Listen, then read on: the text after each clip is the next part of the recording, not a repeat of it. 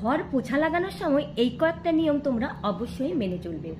প্রথম যে নিয়মটার কথা বলবো সেটা হচ্ছে, তোমরা ঘর পোছা লাগানোর সময় যে বালতি ইউজ করো সেই বালতির কালার কখনো তোমরা লাল রঙের নেবে না, মানে লাল রঙের বালতি কখনো ইউজ করবে না ঘর পোছা লাগানোর জন্য। দ্বিতীয় যে নিয়মটার কথা বলবো সেটা হচ্ছে, যখন তোমরা ঘর পোছা লাগালে মনে করো সেই যে জলটা রয়ে যাবে, সেই জলটা তোমরা সঙ্গে সঙ্গেই ফ্লাশ আউট করে দেবে, যাতে বাড়ি থেকে নেগেটিভিটি সঙ্গে সঙ্গেই ফ্লাশ আউট হয়ে যায়, মানে বেরিয়ে যায়। তৃতীয় যে নিয়মটার কথা বলবো, দুপুরবেলায় কখনো ঘর পোছা লাগাবে না।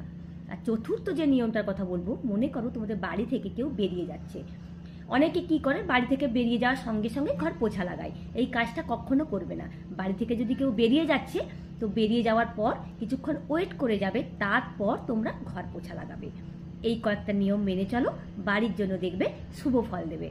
তো আজকের এই টিপসগুলো যদি তোমাদের ভালো লেগে থাকে প্লিজ লাইক শেয়ার কমেন্ট করতে ভুলো না। Thank you.